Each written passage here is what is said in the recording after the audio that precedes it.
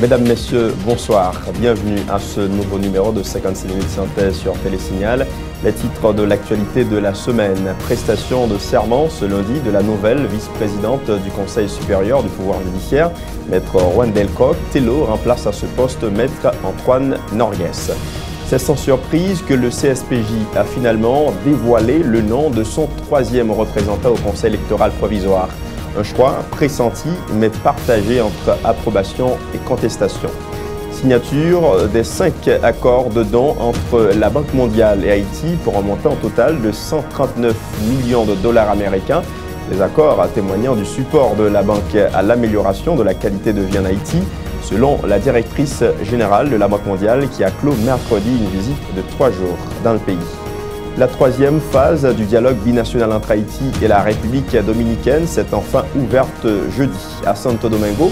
À l'issue de cette rencontre, de nouveaux accords commerciaux entre Haïti et la République dominicaine ont été signés, des ententes qui visent notamment à combattre le phénomène de la contrebande.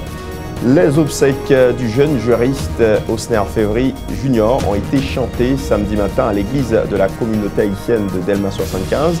Osner Févry Jr. a été retrouvé mort non loin de sa maison à Thomasin le mardi 1er juillet dernier. Ses parents rejettent toute thèse de suicide. Ce 11 juillet ramène la journée mondiale de la population, événement commémoré en Haïti autour du thème « Investir dans les jeunes ». À l'étranger, le secrétaire d'État américain John Kerry a effectué une nouvelle visite vendredi au Moyen-Orient. En Afghanistan, question de tenter de régler les différends entre les deux candidats à la présidentielle. Voilà pour les titres, à tout de suite. Samedi, c'est Happy Weekend avec Natcom. Les gagner.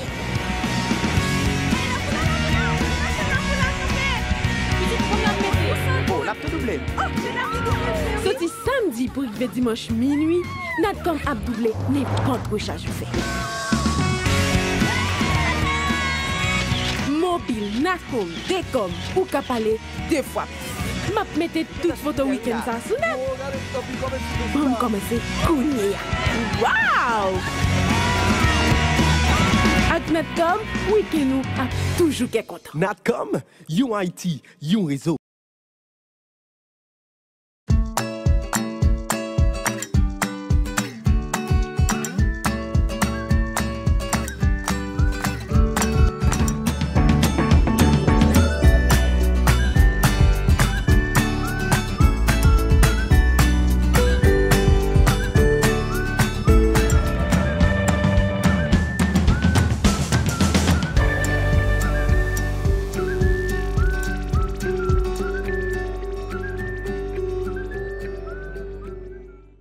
Merci de votre fidélité à 56 minutes synthèse sur Télésignal.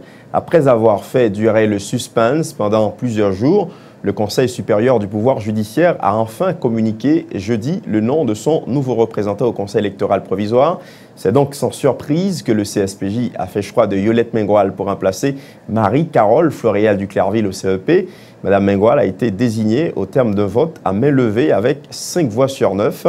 Parmi les 5 candidats retenus par le CSPJ, suite à l'appel à candidature lancé le 30 juin dernier, le nom de Yolette Mengual résonnait fort dans le milieu politique haïtien et avait même suscité des contestations. Reportage Enoch Elizekajou et Jasmine Denis.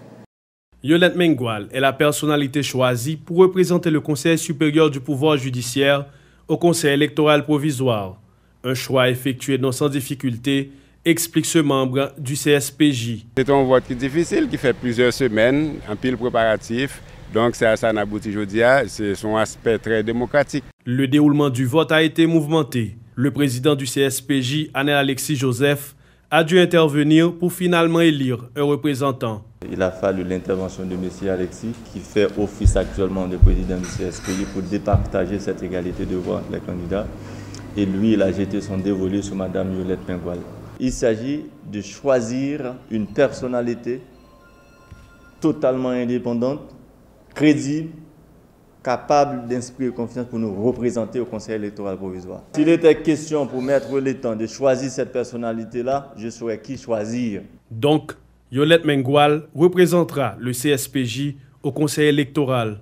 Un choix qui était pressenti et avait déjà soulevé des contestations. Après ça, me dans l'environnement Sénat, il y a des figures, si c'est eux-mêmes qui ont complété ça, et c'est considéré que le processus va recommencer net à zéro.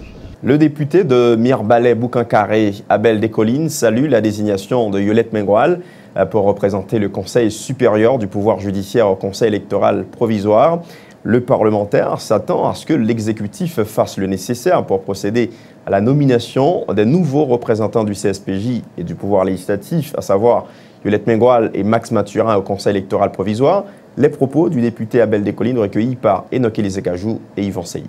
Au niveau du bureau de la Chambre des députés, nous avons salué décision tant attendue au niveau du CSPJ qui finalement a quitté deux responsabilités pour l'été désigner un troisième représentant d'un niveau conseil électoral provisoire.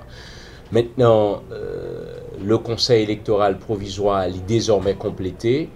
N'attend que l'exécutif là, dans le meilleur délai, les sorties arrêtés, cap officialisé en tout cas, le choix du pouvoir législatif en la personne de Max Mathurin et le choix du CSPJ de Madame Yolette Mengual. Et nous croyons à partir de l'étape ça qui franchit, la machine électorale lie en marche pour que le pays ait gagne élection avant la fin de cette année. Rappelons qu'en réaction au choix de Mme Mengual pour représenter le CSPJ au CEP, des parlementaires avaient affirmé que Yolette Mengual est loin de faire l'unanimité. Le sénateur Pierre-Francky Exéus du groupe des 6 a déclaré, je cite, « C'est un choix effectué sur la base de clientélisme politique ». Le Conseil électoral provisoire, jusqu'ici incomplet, multiplie ses actions dans la perspective de réaliser les prochaines élections prévues au 26 octobre prochain. Le CEP va s'acquitter de ses dettes envers les membres des bureaux électoraux communaux et départementaux. C'est le conseiller du Premier ministre pour les affaires électorales, Naël Laguerre, qui en a fait l'annonce mercredi dernier. M. Laguerre a précisé que 60 millions de gourdes ont été décaissés en ce sens par le gouvernement. Des fonds destinés à l'exigence financière dans les 10 départements du pays, a expliqué Noël Laguerre, qui participait à la rubrique Tendance du Grand Journal. Il répond à Tamara Oyongaro. Le budget réservé pour les opérations électorales, ce qu'on appelle le basket fund, entre parenthèses, qui son budget de 34,6 millions de $, à date, je crois qu'il est à 24,6 millions de $, qui est déjà dans le compte qui est disponible. Il ne manque qu'à peu près 10 millions de $, qui peuvent verser par le Trésor public et un bailleur qui n'a pas encore versé, ils sont quelque part. Pas vrai? Donc, il y a 24,6 millions de $, qui sont là. Mais on n'a pas encore commencé à décaisser ce fonds. Eh bien, c'est grâce aux efforts du gouvernement qui fait des décaissements pour le CEP qui permettent de arriver là, processus là jusqu'à présent. Il y a eu un premier décaissement de 60 millions de gouttes pour permettre de payer des arriérés de salaire et d'autres dépenses, arriérés qui étaient faits depuis la dernière élection. Et le mois dernier encore, c'est grâce au Trésor public qui dégageait, qui mettait 40 millions de gouttes dans le compte du CEP pour continuer avec le processus de liquidation des arriérés, des locaux, des becs et des bêtes, parce qu'on a besoin encore pour refaire l'élection là-dedans, tout arriéré pour liquider. Donc, ça fait 100 millions de gouttes que le gouvernement a décaissé pour le CEP pour permettre l'opération avancée. Le processus électoral enclenché par le CEP incomplet préoccupe le sénateur Steven Benoît, qui déplore que les noms des grandes structures politiques, dont Famille Avalas, Unité, Fusion, pour ne citer que celles-là, ne figurent pas dans le registre électoral pour les prochaines élections. Le sénateur Benoît insiste sur la nécessité pour le président de la République d'appliquer l'article 289 de la Constitution. Seule façon, estime-t-il, de parvenir à dénouer la crise préélectorale.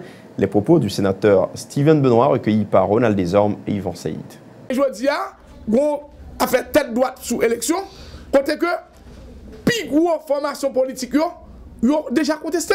Donc, moi-même, pendant que je veux l'élection, parce que je ne veux pas le président vienne constater qu'il a du Parlement en janvier, mais gros problème là, je ne sais pas comment l'élection va le faire, avec un CEP trié presque sur le volet, avec des gens qui préparent pour y aller prendre tout, même via 2000, et on va arriver, moi-même, je dis déjà, je dis président pays, je dis dans le dialogue, article 249 c'est meilleur pour sortir.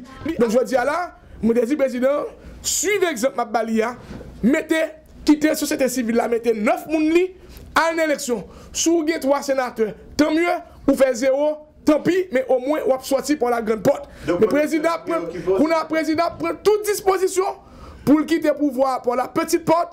Et là, ça va privé là, c'est crise totale sur tout le pays. Comme pas d'arriver. Mais non, je ne vais pas faire ça. Pas pour moi. Moi, j'ai attendu pour 6 ans. Et pas pour moi. C'est le pays, je vais regarder moi-même. Je veux dire, un gros problème sérieux. On a fait tête droite élection, on va annoncer tête chargée. Et gros parti, on va dire quoi. Une élection va faire sans famille Lavala, sans fusion, sans OPL, sans KID, sans RDNP, sans unité. Et sans contrat peuple là, donc l'on qui dépasse ça au dehors, sans kid, là, je veux dire, on va avoir un micro-parti qui va essayer, mais toute cette tête calée.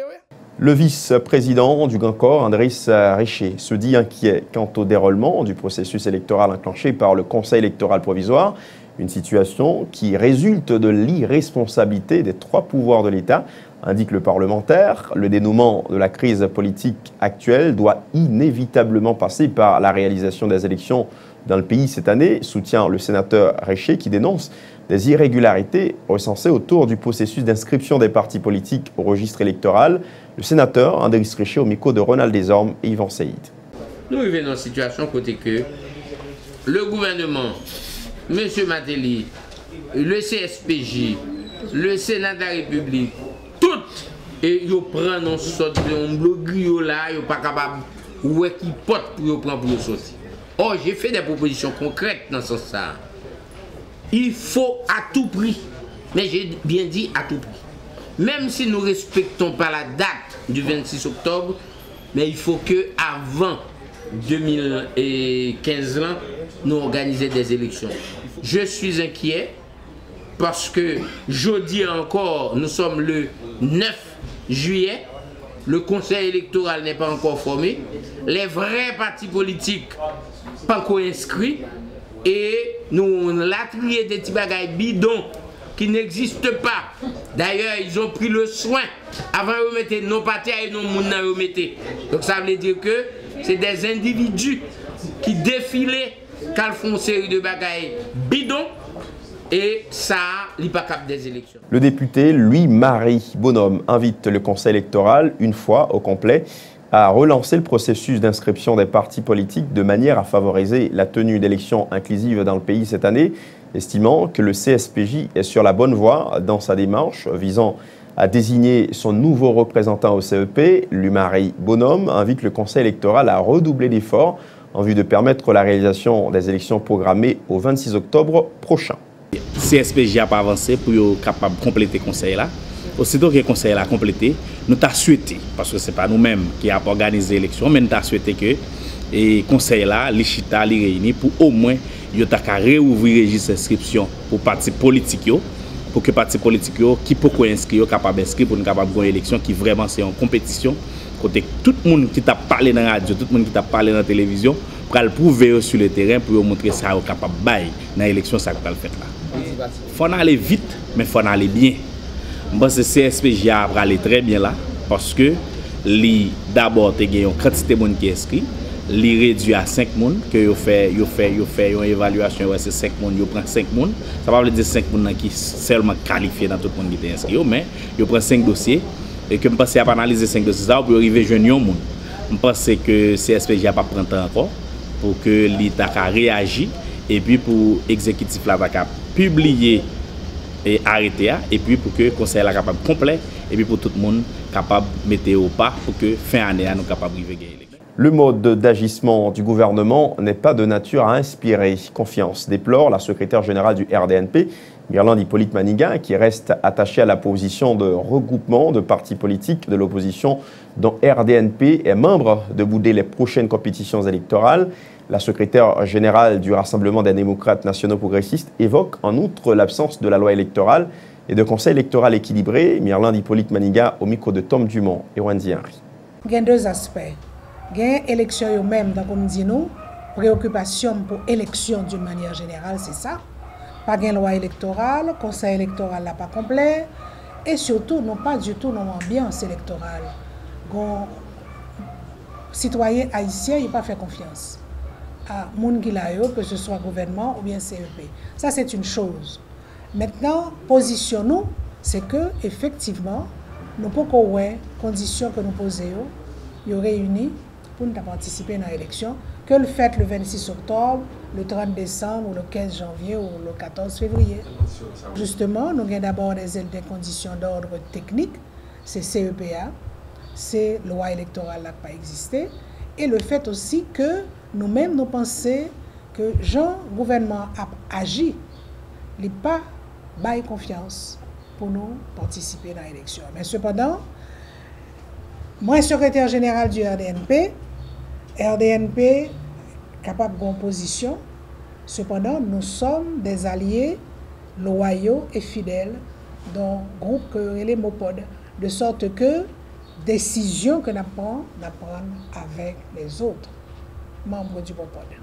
Parlons économie à présent. Signature mercredi de 5 accords de dons entre la Banque mondiale et le gouvernement haïtien pour un montant total de 139 millions de dollars américains. Ces accords portent notamment sur des projets générateurs de richesses, sur l'éducation et le financement des dépenses inscrites dans le budget rectificatif de 2013-2014. Suivez les précisions de la ministre de l'Économie et des Finances, Marie-Carmen Jean-Marie, au micro de Enoch Élisée Cajou et Jasmin Denis. Le ministère de l'Économie et des Finances va à nouveau signer 5 accords de dons avec la Banque mondiale. L'un des accords porte sur un appui budgétaire général de plus de 17 millions de dollars qui va permettre au gouvernement, au Trésor public, de financer certaines dépenses qui sont déjà inscrites à l'intérieur du budget, de ce budget 2013-2014. Nous allons signer un financement additionnel pour le projet de développement communautaire participatif en milieu urbain. C'est sur le modèle de d'Elma 32. Nous allons signer un important projet de 50 millions de dollars qui touche plutôt, je peux dire, le secteur productif générateur d'emplois et générateur de richesses, puisque ça touche le développement touristique dans le nord d'Haïti et la protection, la préservation du patrimoine culturel, notamment la citadelle La Ferrière. Nous avons un autre projet également qui touche le volet économique. C'est le projet de développement régional de la boucle Saint-Artibonite pour également un montant de 50 millions de dollars. Et finalement, le dernier accord que nous allons signer touche le programme d'éducation pour tous. C'est un programme qui, comme le programme de scolarisation universelle obligatoire et gratuite, le PSUGO, vise à augmenter l'offre scolaire et à améliorer les conditions, la qualité de l'éducation en Haïti. La signature de ces accords témoigne du support de la Banque mondiale à Haïti pour faciliter le changement de la qualité de vie dans ce pays, a expliqué la directrice générale et directrice des opérations de la Banque mondiale, Sri Mulyani Indwarati, qui s'exprimait lors de la signature des accords de dons entre la Banque mondiale et Haïti.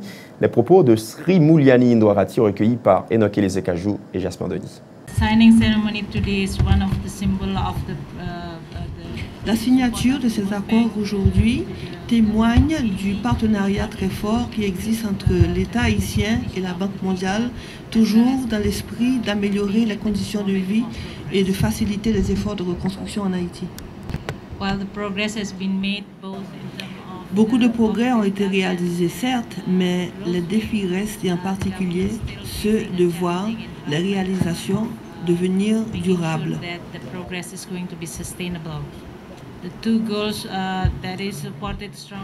Les deux buts recherchés par la Banque mondiale, c'est surtout celui de l'éradication de la pauvreté et du partage de la prospérité. Et ces deux objectifs se rencontrent très bien à l'intérieur de la vision que nous avons dans le cadre des programmes de la Banque mondiale pour l'amélioration des conditions de vie. Dans ce sens, c'est toujours dans l'objectif de l'amélioration de la situation économique. Nous allons continuer à encadrer le gouvernement haïtien dans la mise en œuvre de programmes qui aspirent tant à réduire la pauvreté que de promouvoir la croissance. So I do hope that the signing of today's 4 projects with a total amount of 139 million will build those momentum, and we hope that in the next visit I will see more progress will be achieved. Ces accords interviennent au terme d'une visite de 3 jours de la directrice générale et directrice des opérations de la Banque mondiale dans le pays. Le portefeuille de la Banque mondiale en Haïti s'élève à 787 millions de dollars. De ce montant, 278 millions ont été décaissés et utilisés dans une quinzaine de projets. Des projets visant à financer des infrastructures et des services à court et à moyen terme, précise un document publié par la Banque mondiale. Madame Indouarati a profité de son passage en Haïti pour visiter des projets financés par la Banque mondiale dans le pays. On va parler de budget. La firme privée de consultation en économie Groupe Croissance a interprété pour le grand public le projet de loi des finances pour l'exercice fiscal 2014-2015, déposé à la Chambre des députés le 30 juin dernier. Dans ce nouveau budget qui s'élève à 122,6 milliards de gourdes, la rubrique de dons de bailleurs de fonds internationaux totalise 30,5 milliards de gourdes, soit 25% du montant total. Les recettes prévisionnelles de l'État représentent 49% du budget de la République. Une partie qui sera financée par le contribuable haïtien. Suivez les explications de l'économiste Kester Farel, PDG du groupe Croissance, au micro de Enoch Elizekajou et Jasmine Denis. 49% du budget pour le financer par l'intérieur, à savoir ressources internes. Pour compléter, la pleine chiffre là c'est 122. Nous avons collecté 60. Donc, arithmétique, si vous faites 122 moins 60, ou manqué de la 3 coûts jusqu'à présent. Pour nous compléter, international là, pas prêter une cob encore, bilatéral ou encore multilatéral là. Année ça, pour le bon don que nous allons ajouter sur 60 là pour nous rapprocher de 122. Et bien l'estimé à 30,5 milliards de gouttes. Donc ça représentait à peu près 680 millions de dollars américains. Donc nous pas joindre 1 milliard de dons année ça dans l'économie haïtienne. Donc 60 là plus 30 là, ça vaut 90. Donc nous besoin pour notre rallonge. Et c'est ça que le troisième boule là, à savoir financement représenté. Donc nous allons prêter à peu près 32,1 milliards de gouttes pour m'ajouter sur 60 là et pour m'ajouter sur 30 là pour me capable de 122 milliards de gouttes là. Financement ça a côté sorti. Son pays le Venezuela, c'est le seul pays créancier, c'est le seul pays qui prête à Haïti l'argent qu'on y a là. Donc même Petro-Caribéa qui est estimé à 20,4 milliards de gouttes pour l'exercice fiscal 2014-2015 là. Et l'argent pour croître puisque les besoins restent. Et dernier partie, c'est financement interne. C'est où bien on va émettre des bons du trésor pour capable de prendre l'argent ça. Et on va la banque centrale là pour l'avancer au l'argent. La loi de finances 2014-2015 prévoit une nette augmentation de l'enveloppe allouée à certains ministères, comme celui des travaux publics, transport et communication, et celui de l'éducation nationale. D'autres secteurs bénéficient aussi des largesses de ce budget, comme la présidence, les systèmes judiciaires et législatifs. Suivez les précisions de l'économiste Kester Farel. Ministère des travaux publics, transport et communication. Il va joindre plus de 4 milliards de gouttes en plus par rapport à l'année dernière. Le budget là atteint l'année ça 25,5 milliards de gouttes et il représentait 20,1% du budget. En deuxième position, c'est le ministère de l'Éducation nationale qui pourra bénéficier de 4,1 milliards de gouttes, que ce soit le programme Sougo, que ce soit l'augmentation masse salariale là. Il pourra joindre à peu près 20,4 milliards de gouttes, ça représentait près de 17% du budget. Qui l'autre secteur que nous avons qui bénéficie encore, nous pourrons regarder peut-être pas trop gros, c'est le ministère de l'Agriculture qui a bénéficié de 570 millions de gouttes en plus. Il va avoir un budget de 7,5 milliards de gouttes, soit 6,1% du budget. Et nous pourrons joindre le ministère des Affaires sociales qui va avoir 300 millions en plus pour la 3,61 milliards de gouttes.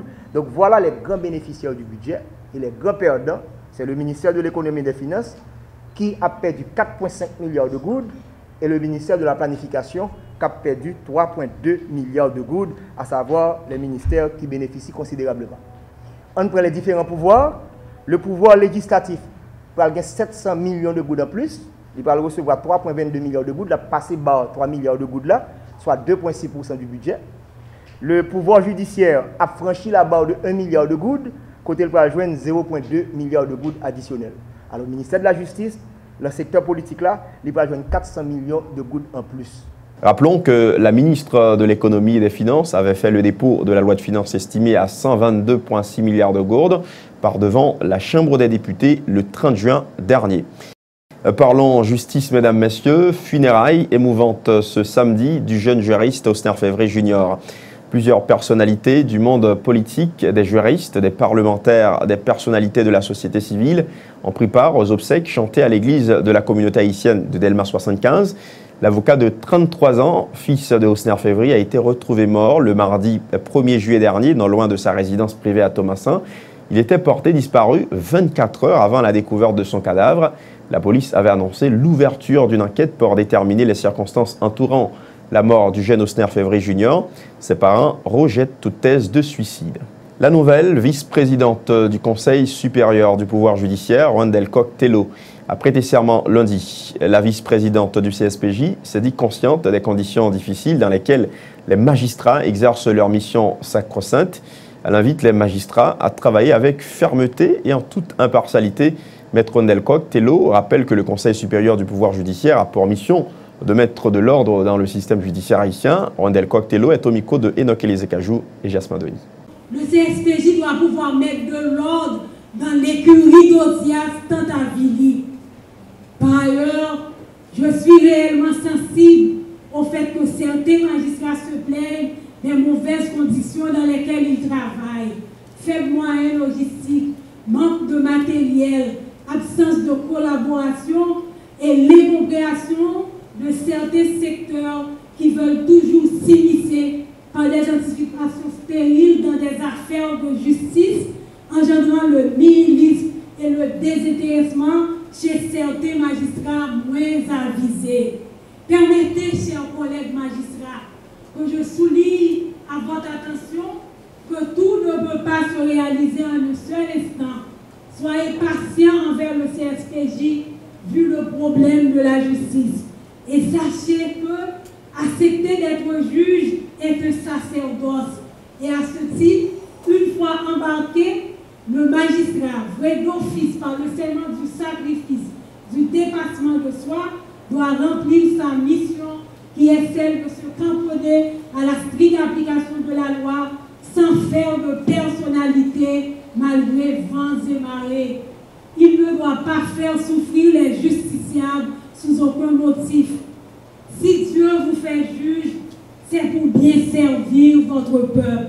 En acceptant de remplir cette mission sacro-sainte, le juge doit pouvoir se débrouiller comme le diable dans un bénitier pour rendre une saine et impartiale justice. Il doit utiliser tous les moyens du bord pour y parvenir. Le chef de l'État, Michel Martelly, qui participait à la prestation de serment de maître Rwandel Coq-Tello lundi dernier, dit déplorer le fait que le CSPJ se retrouve au cœur de la tourmente politique et doit fidèlement aux prescrits constitutionnels désigner des représentants au sein du Conseil électoral, ce au détriment de sa mission principale, qui est de réformer le système judiciaire haïtien, archaïque et dépassé. Suivez un extrait des déclarations du chef de l'État recueillies par Enoch Elizekajou et Jasmin Denis. Il est dommage que cette toute nouvelle institution se soit trouvée au centre de débats politiques souvent mouvementés, auxquels les juges ne sont pas habitués et qui l'empêchent de se consacrer à sa tâche essentielle de réformer l'institution judiciaire nationale archaïque et surannée. Ne vous faites pas d'illusions. Tous les efforts que nous déployons resteront vains si nous n'arrivons pas à édifier un système judiciaire capable de répondre aux attentes croissantes des justiciables. Même le développement du pays restera un vain mot si la justice n'est pas au diapason. Le système judiciaire qui doit prendre place et auquel nous rêvons n'est nullement l'affaire du CSPJ, du Parlement ou du gouvernement, mais bien l'affaire de la société en général et de tous les professionnels du droit en particulier.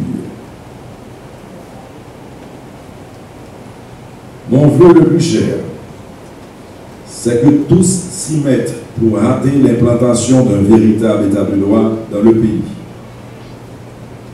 Je veux terminer en saluant une nouvelle fois la nomination de Maître Wendell Kock, et j'exhorte la prestigieuse entité qu'elle a rejointe de se vouloir toujours à la hauteur de ses devoirs collectifs envers la communauté nationale. La nomination de Maître Wendell Kock-Tello au poste de vice-présidente de la Cour de cassation et également vice-président du CSPJ est faite de manière irrégulière, dénonce le sénateur de l'Ouest Steven Benoît, qui appelle au respect des prescrits constitutionnels dans le cadre des nominations au niveau des sphères du pouvoir de l'État.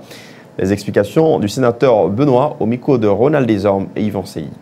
La liste des candidats par siège au poste à la Cour de cassation que sénateur Rodolphe Joisil dévoyé le 6 septembre 2011 par le président Martelly, il y a 6 sièges, 6 postes qui libres.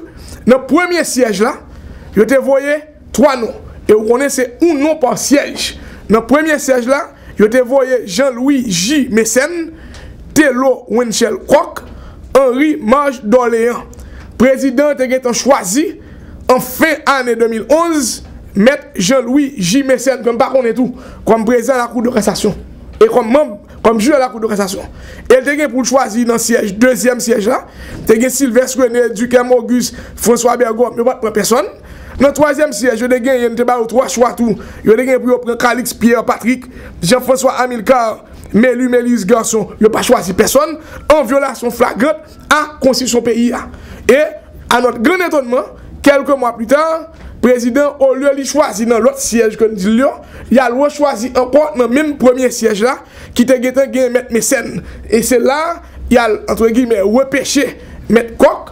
Et nous dit, nous pas dit Maître Kock par avocat, nous pas dit bon grand juge, nous pas un dossier, nous pas comme monde. Mais on dit, il y a une irrégularité ou pas capable choisir 2 personnes dans le même siège. Le député Emmanuel Fitzgerald Borjoli invite la nouvelle présidente du Conseil supérieur du pouvoir judiciaire à ne pas emprunter la voie tracée par le président du CSPJ, Anel Alexis Joseph, qui affirme-t-il ne cesse de ternir l'image de cette institution. Le député Borjoli dit souhaiter que le nouveau vice-président du CSPJ fera preuve de crédibilité et moralité. Il met en garde Maître Wendell Kock contre toute intention visant à faire le jeu de l'exécutif au sein du Conseil supérieur du pouvoir judiciaire. Le député Emmanuel Fitzgerald Borjoli. Ça c'était un scénario, une mise en scène, comme Dakar dit. Par contre, qui nous a qualifié, parce que attendez bien, et peuple même, je t'ai désigné dans la commission mise en accusation, après me dit, président, que moi-même personnellement, je suis en position sous le dossier mise en accusation et que je ne vais pas participer dans telle commission. Je ne vais pas changer, je ne fais rien, c'est-à-dire que nous m'a publié dans le journal, nous m'a publié dans la radio, comme monde qui fait partie de la commission mise en accusation. Moi, je dit pour l'opinion publique que le député Borjoli Daquin pas de simulacre ça et que pas de ça c'est pas même quorum même faut avoir courage pour dire pas même quorum même son bagage nèg fait 35 36 députés pas de même quorum juste pour et fond dossier passé même parce que nèg qui fait ça demain au cap payer les conséquences de leurs conséquences yo dit 54 députés mais pas de 54 députés pas là mais il y a des collègues qui étaient là et comme de fait une à la comme fait et pas de gain et il y a des députés c'est pour dossier mise en accusation ils étaient venus mais pas de 54 députés. Près de 219 kilos de marijuana saisis, 7 armes à feu confisquées, 3 chargeurs, un gilet pare-balles, 4 véhicules récupérés, une motocyclette sont entre autres matériels confisqués par la police nationale d'Haïti au cours des opérations menées de la période allant du 10 juin au 7 juillet 2014, selon un bilan présenté par le porte-parole adjoint de la PNH, Carré Desrosiers, réagissant sur le dossier de la mort de 4 jeunes mercredi soir dans la commune de Carrefour. M. Desrosiers a fait savoir que des bandits se trouvant à bord d'une Nissan Patrol auraient ouvert le feu sur les jeunes. Suivez les explications de Gary Desrosiers, porte-parole adjoint de la PNH, au micro de Enoch Elizekajou et Jasmin Denis. Hier soir, nous avons enregistré un incident nous sommes capables de qualifier très grave. Côté que il y a 4 jeunes qui assassinés. C'est James Maxi qui a 26 ans, Jules Mackinson qui a 21 ans, Géraldo ainsi connu qui a 20 ans, Tipouchon ainsi connu qui a 22 ans. Alors, M. ça rejoint la mort dans Carrefour 38 et rail prolongé. Bon, information que nous gagnons de la part du commissariat Carrefour, c'est un Nissan Patrol de couleur grise qui passait pendant monsieur ça a devant porte et puis a tiré et tué 4 jeunes ça. Et pour le moment, il y a une enquête qui est ouverte au niveau de la DCPJ pour connaître exactement qui est auteur crime ça sur 4 jeunes pendant qu'ils ont la caillou et puis bandit à bord d'un Nissan Patrol de couleur grise tué monsieur ça. Gary Desrosiers a par ailleurs fait état de l'arrestation de Mario Noël et de Louisin Moïse, qui seraient, selon la police, impliqués dans le kidnapping de Stéphanie Louise au recours le 5 juillet dernier. Les effets personnels de la victime ont été retrouvés dans le bureau du présumé kidnappeur, a précisé Gary Desrosiers. Les charges retenues contre Mario Noël sont entre autres enlèvements suivis de séquestration, contre rançon, détention illégale d'armes à feu, faux usage de faux, association de malfaiteurs, indique Gary Desrosiers au micro de Enoch Élisée-Cajou et Jasmin Denis. L'enlèvement qui était fait samedi et 5 juillet à Pèlerin 6, côté qui a été enlevé Stéphanie Louise Recourt Smith. Et dame ça elle-même, elle est née aux États-Unis, mais elle vit en Haïti et depuis le tout petit. Côté qui a été enlevé le 5 juillet et pendant que elle est après regarder un terrain dans Pèlerin 6 et puis kidnappeur a été enlevé. Et DCPJ a libéré le 7 juillet et dans l'avenue Christophe, plus spécialement dans l'école qui est l'United States of America, Alfama English School. Et DCPJ procède à l'arrestation parce que tu as une flagrance, parce que nous ne jouons ni licence d'amenant, ni clé machine d'amenant, même sandal d'amenant, ça que nous sommes filmés dans le bureau, dans le tiroir, monsieur. Monsieur, c'est monsieur qui a dirigé l'école ça, United States of America, qui trouvait dans 41 avenue Christophe. Monsieur, il est Mario Noël. Alors, monsieur a opéré sous plusieurs noms. Monsieur était déporté déjà aux États-Unis le 2 décembre 2002. Monsieur, il est venu en Haïti, il a changé de nom, il est Marcus Noël. Il est venu faire une autre carte d'identification nationale, il est Noël Mackenzie. Et puis tout, monsieur vient l'autre nom, qui religion qu'il a pratiquée, si c'est musulman, Kouachi Kado Nassi. Alors l'important pour que nous précisions, les nous sommes musulmans, c'est parce que nous avons avec musulmans. Mais malheureusement, monsieur, c'est non ça que le gagne. Et malheureusement, monsieur tout, l'a utilisé non ça retour pour le faire kidnapping, pour le faire enlèvement, également séquestration. Parlons éducation. Les examens officiels du baccalauréat deuxième partie ont débuté lundi sur tout le territoire national. Selon les chiffres communiqués par le Bureau national des examens d'État, 79 283 candidats ont pris part à ces épreuves officielles qui se sont déroulées du 7 au 10 juillet dernier. Parmi les incidents à souligner, la polémique qui a éclaté dans le centre d'examen du Collège Sainte-Trinité au centre-ville. Avant le coup d'envoi du match Brésil-Allemagne mardi dernier, les surveillants auraient exigé aux candidats de remettre leurs copies avant l'heure prévue afin de ne pas rater la rencontre opposant la Seleção et l'équipe allemande. Le candidat s'explique au micro de Michel Depayan et Mathieu Ephésien. Dans la mathématique, à les deux matchs, Brésil là, on a ramassé fait nous avant l'heure. On a ramassé fait là avant l'heure, peut-être pour nous regarder le match. Pour le ministère capable de prendre une mesure, au moins pour ne pas faire examen le mois de juillet après chaque année après la Coupe du Monde. Peut-être chaque 4 ans que le ministère a fait examen au moins dans le mois de juin ou bien dans le mois d'août. La troisième phase du dialogue binational entre Haïti et la République dominicaine s'est enfin tenue à Santo Domingo. Les échanges ont été consacrés essentiellement aux relations commerciales entre les deux pays. À l'issue de cette troisième réunion, une déclaration a été adoptée dans laquelle un nouvel accord commercial a été signé pour développer un environnement favorable aux échanges commerciaux en adoptant le principe de réciprocité, conformément aux accords internationaux signés et ratifiés par les deux parties. Les deux pays ont également signé un protocole d'accord sur la relation commerciale permettant entre autres de confirmer que les échanges commerciaux de biens et de services par voie terrestre qui se feront à travers les 4 bureaux de douane établis officiellement et de manière conjointe, Guanamet d'Abon, Belader Comandador, Malpars Djimani en chapitre pédernal. Et chacune des parties convient de faciliter sur son territoire l'importation des biens et des services sans mesure discriminatoire, pouvait-on lire dans la déclaration finale. Le coordonnateur général du dialogue, le ministre des Affaires étrangères François Guillaume II, a informé que les 10 accords ont été signés entre les autorités des deux pays. Des accords visant à promouvoir un partenariat solide. Les deux États s'engagent aussi à faire le suivi des accords dans le cadre d'un dialogue constant, a fait savoir le coordonnateur François Guillaume II au micro de Tamara Oyongao à l'émission Haïti aujourd'hui sur Signal FM. Entité qui concerne justement prévoir un secrétariat technique. Donc, il y a un secrétariat technique qui est là, qui déjà travaille, et moi comme coordinateur, je assurer que ce secrétariat ça bien et ressourcé pour nous faire suivi, parce qu'il y a beaucoup en plus suivi pour le faire. Suivi justement Jean Sobila dans différents accords, de protocoles d'accord qui signés dans l'environnement, dans la santé, dans le tourisme, dans les douanes, dans la police nationale et tout fraîchement maintenant dans le commerce. Le secrétariat technique ça là, justement, pour faire suivi, pour assurer nous que le protocole d'accord ça est respecté, et il y a des avancées qui fait dans l'application article qui est dans le protocole d'accord ça. Et que nous avons commencé le dialogue national. Le Premier ministre Lamotte, qui présidait commission hier avec le ministre Gustavo Montalvo, qui est le ministre de la présidence de la République dominicaine, de tous les deux baillent un message clair hier. Un message que, écoutez, nous avons une différence.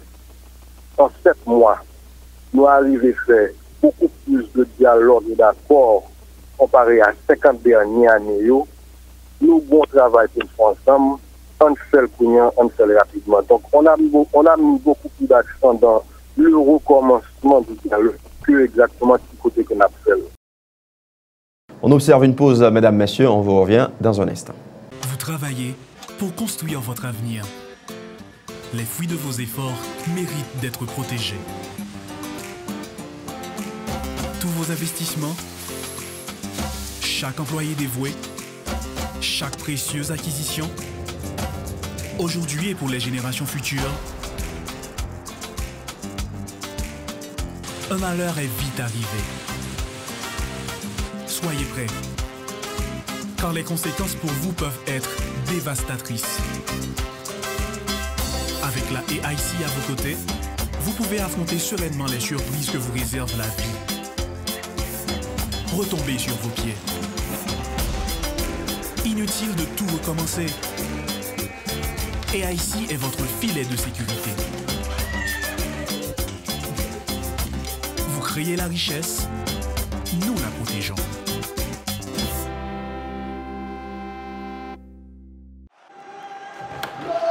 Sexy! Vous la laguez! Oh! Pour canapé! Ça vous fait quand je joue ça là? Bonheur, t'as un fake l'ouvrir là, ce bagage high-tech, faut passer pour t'avoir bagage ça. Mon pas même bien machine, ça vous fait caoutchouc. D'accord, dis là tellement, bon marché, m'acheter caoutchouc ça toujours. Les prix machine baissé, m'acheter. Mais vous ne m'achetez pas comme ça là? Bonheur, m'a bien ouvert là.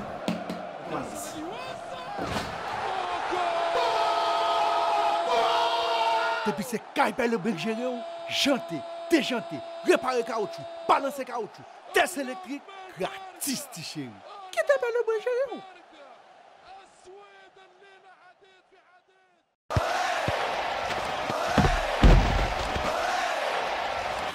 Café Rebo a bail pillage pour Mondial 2014 là. Ou envie gagner, yon fout tête droite, iPhone 5S, laptop, télévision, tablette, billet d'avion, microwave, blender, toaster, frigidaire et latrier. Kembe numéro ou joignant dans sachet. En puis, branchez télévision avec radio parce que wap ka gagner plus que 80 primes. Boué Café Rebo comme d'habitude. En puis, ramassez cadeau sous sachet Rebo. Wap déjà ou écrit acheter pour gagner. Quand y a un dan, wap une étiquette fait un tirage là. Tirage là fait 12 juillet. Pour plus d'informations, 22 29 63 30. À Rebo, n'a toujours champion. Rebo, les bons cafés. Rebo, c'est la qualité. Chauffez café, chauffez. Rebo, café PIA. La suite de 56 minutes synthèse à l'initiative conjointe du Sénat, de la République et du Fonds des Nations Unies pour la population. Un atelier s'est tenu au Parlement mardi autour du bilan de la conférence internationale de population et de développement, Focus en Haïti et l'agenda de développement 2015. Les échanges ont porté notamment sur des thèmes tels démographie, économie, santé et développement économique et social. Le président du Sénat, Simon de Soldera, invite le Fonds des Nations Unies pour la population à être plus dynamique et plus présent autour de la population haïtienne en vue de contribuer de manière efficace à la lutte en faveur de l'amélioration des conditions de vie en Haïti. Les propos du sénateur Dera au micro d'Yvon Saïd. Les conférences, il ont occasion pour faire échange, pour faire partage d'expérience. Et en même temps, comme je suis commandé à le Fonds des Nations Unies pour la population, pour comme si plus présent dans les circonstances que nous vivons, parce que nous même tout, et nous trouvons un petit peu absent par rapport à... Plus présent, vous qui ça pour le président? Bon, ce n'est pas seulement faire conférence. C'est pas seulement faire conférence, il est capable de même aider à investir tout dans le monde entier, pas seulement en Haïti, dans une campagne de recensement pour qu'on qui est la population, combien de pays a passé, combien de années ça, et s'il grandit, il y a plus que ça, ça cause qu'il vienne plus, s'il diminue, ça cause qu'il diminue. De toute façon, s'il diminue, on a pensé à taux de mortalité. Maintenant, qui cause la mort? Est-ce que c'est maladie chronique? Est-ce que c'est misère? Est-ce que c'est gangou? Est-ce que c'est des morts naturelles et natalité à tout, taux de natalité à tout? Est-ce que misère fait mon fait plus petit ou elle fait moins petit?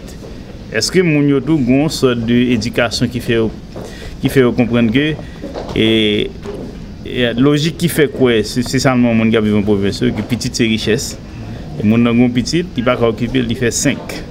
Donc ça c'est créer misère, donc ça une sorte de motivation, qui pour faire tout à travers du Fonds des Nations Unies pour la population, pour aider la population et une ligne de conduite et comment vous arrivez à lutter avec la vie. La journée mondiale de la population a été célébrée le 11 juillet dernier.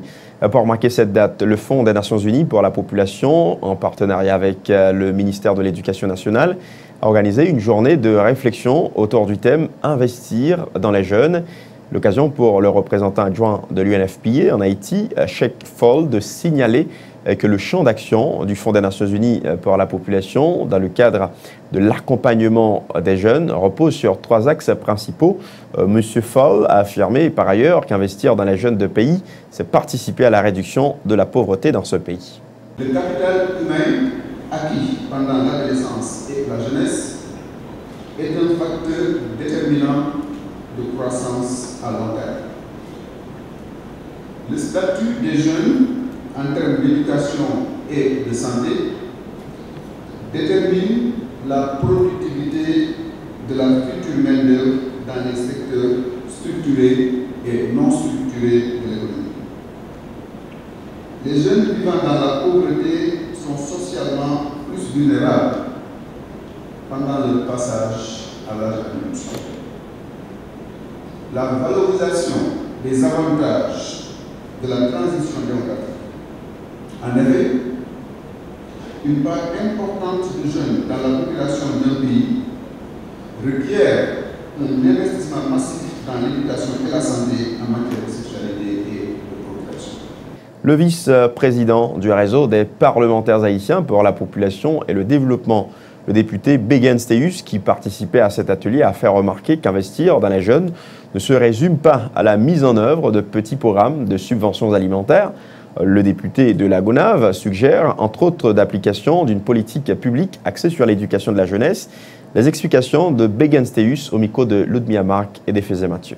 Côté que me parlait de les 10 mensonges de l'État consacrés par la Constitution en ses articles 32 à 34 qui offrit depuis 1987 une éducation obligatoire et gratuite pour tous les fils et filles haïtiens, malheureusement, qui toujours été en l'air. Donc, nous essayons de proposer comment que l'éducation massive gratuite ça possible, avec d'ailleurs référence que nous faisons un premier texte nous soumettre dans le Parlement, proposition de loi relative au service social, côté que nous montrer également avec masse critique ça, qui en fait formé avec l'argent de la population. Si nous intégrons en deux systèmes éducatifs, là, on va extrêmement importante qui a facilité ça. Et deuxièmement, le PSUGO, qui est très controversé, très contesté en partie dans la société, nous montrait que comme 136 timoun capable suffit pour ouvrir l'école nationale. Sous 136 multiplié par $90 US,